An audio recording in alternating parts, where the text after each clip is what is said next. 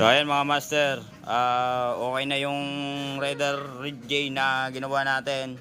So no need na palitan natin yung connecting rod, hindi natin pinalitan yan mga master. So pinaribor lang natin to. So start mga pre, pasuyol na lang. Start. Yun o, quality yan, sobrang quality niyan minsan. Yeah, good morning mga master. Meron tayo dito ng Raider J na dinala sa atin at ang problema nito ay maingay. Ayan o. Yan. Narinig nyo yan. Takatak yung tunog. Yan. Ingay. Ayan o.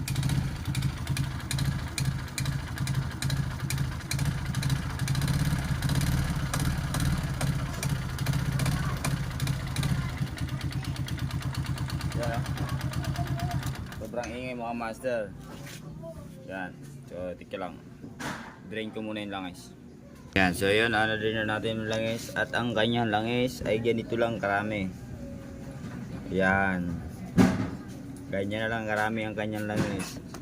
So titingnan natin ito mga master. Bubuksan muna natin para ma-check natin kung ano talaga ang naging sira nito. So mamaya. So ayan mga master, no. Ayan. Kung ito lang ang naging tama niya mga master, yung piston. Ayan yung piston niya, may tama. Ito yung nag-iingay. So hindi lahat mga master na kapag na ganyan natutuyuan ng langis or nagkukulang na sa langis, kapag nag-ingay is may tama na kaagad yung connecting rod. Hindi po lahat ganon, no. Hindi porkit na tuyuan ng langis is ibig sabihin nun may tama na kaagad yung connecting rod. So ang una pong tatamaan dyan mga master, kasi kung mapapansin nyo dito, yeah, ilawan natin. Ayan, kung mapapansin nyo may butas yan. Ayan, ayan yung may butas. So, ibig sabihin kapag kulang na mga master yung langis nyo, hindi niya na kaya mag supply dito ng langis papunta sa kanyang block dito, kasi dito nakatutok yan. Yan yung nagbibigay ng lubrication ng langis dun sa kanyang piston, diba? So ibig sabihin mas unang tatamaan yung cylinder head or piston. So madalas talaga mga master ang unang tinatamaan dito is yung piston ring, piston, saka yung piston mismo. Ayan, katulad yan, pumakat na yung piston. So anong nangyayari mga master, nag-overlap, kaya yun yung maingay mga master. Yan yung maingay na naririnig natin. Akala natin connecting rod, pero hindi connecting rod ang sira niya mga master. Yan lang ang problema niyan, no? Lagi kong pinapaalala mga master, hindi ibig sabihin na natuyuan ka ng langis or nagkulang ka sa supply ng langis kapag naingay yung makina ay automatic i-overhaul at papalitan ng connecting rod. Katulad nito, ayan o, walang tama yan. Kahit side to side, sakto lang din yung clearance. Yan. So, ibig sabihin mga master, goods na goods pa yung kanyang connecting rod. Yung bearing ng kanyang connecting rod, okay pa yan. Kaya ano lang natin dito mga master, kasi steel bore naman to. Ayan, makikita nyo steel bore naman. So mariribore naman to, wala namang problema. Hindi naman magkakaproblema. Hindi porket na ribor mga kamaster is tatakaw na nun sobra sa gas. Hindi ganun. Kasi wala naman tayong ibang papalitan dyan eh. Piston lang naman yung nilakyan. Kunting-kunti lang naman. Halos napakakunti lang nang babaguhin dyan mga master. Sa piston, yung ilalaki ng piston sobrang kunti lang. So yun lang mga master. Mamaya abangan natin, kasi dadaling ko muna to sa machine shop. Siyempre doon tayo magdadala kung saan yung maganda mag-rebore. Meron akong dinadala ng pag nagpapa-rebore na napakaganda nila mag-rebore, kasi parang nakapolish talaga yung kanyang pagka-rebore. So ibig sabihin napakakinis, walang sabit-sabit.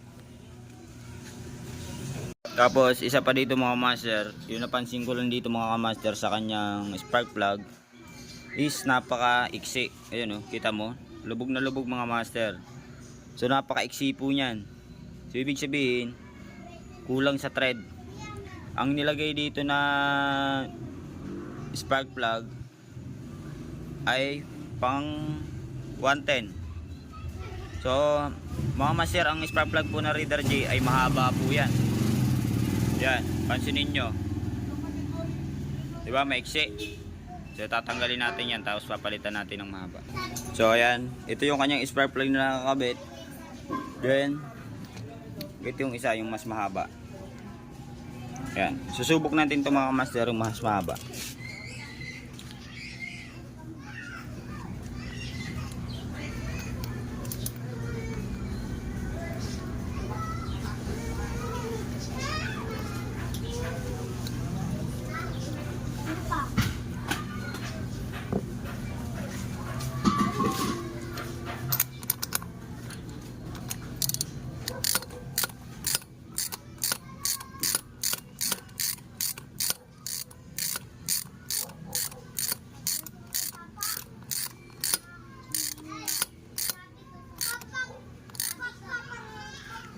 Yan.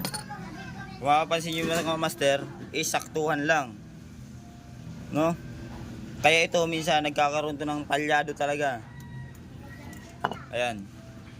Pansin nyo, saktuhan lang. Hindi katulad kanina, lubog na lubog. So ganyan dapat ang spark plug nito. Dapat nakalutang yan ng konti. Ayan, hindi yung nakalubog.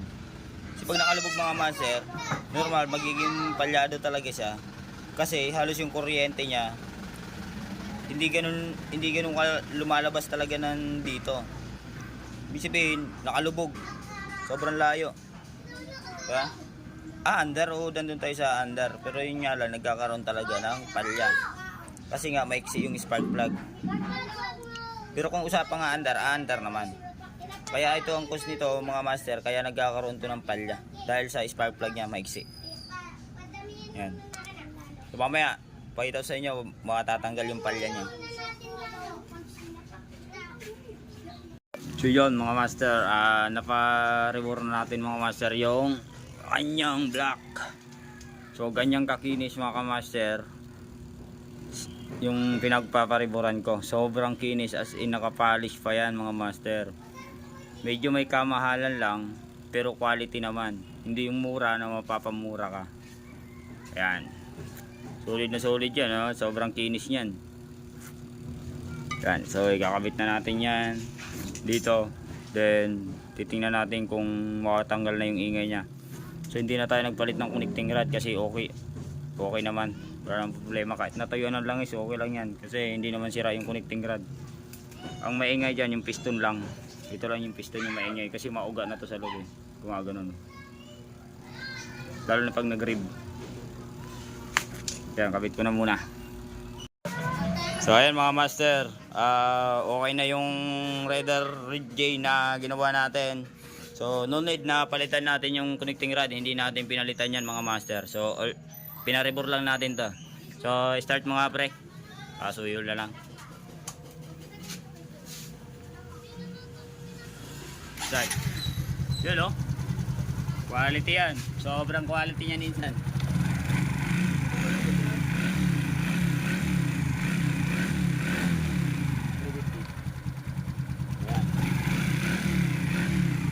Kasi hindi lahat na natutuyan na lang ibig sabihin, sira na kagad yung connecting rod, kalokohan yun. Pinalitan mo ba yung pre-gana yun? Kailangan double check natin. So ayan, all goods na mga master. Sa mga gusto pa magpagawa dyan, PM na lang kayo sa aking page. Gusto nyo ba ng tipid gastos? Katulad nito. Ayan. Shoutout, ano masabi mo boss sa ano natin, trabaho natin? Sulit dito tayo magpagawa. Ayan, shoutout nga pala sa mga tropa natin. Ayan, si boss. At saka yung isang helper ko, si Taboy na matulog. Shoutout sa'yo. Paring Junel. Ayan, dyan sa labas, oh. Siyempre, yung nag-iisa nating motor na nakabalik na sa stock. Ayan. Ayan, tirahin mo na yan. Kunin mo na yan. At saka shoutout sa ating taga mag-aayos ng lababo, oh. Kaya Mar, oh. Mar, kaway ka naman dyan.